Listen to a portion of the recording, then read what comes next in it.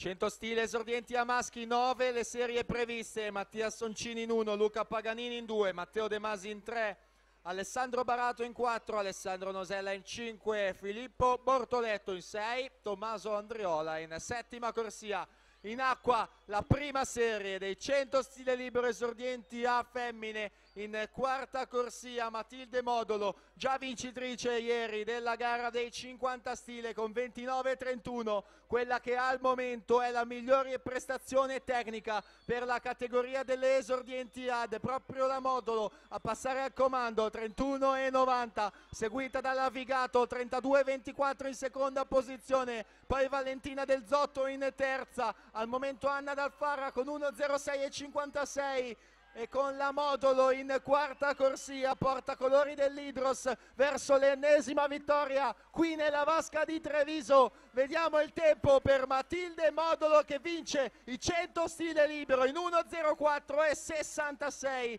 Matilde Vigato seconda posizione 1,05,99, poi Alice Montagnier 1,06,80 in terza posizione, ma aveva nuotato di meno la D'Alfara e quindi dovrebbe essere lei al terzo gradino del podio.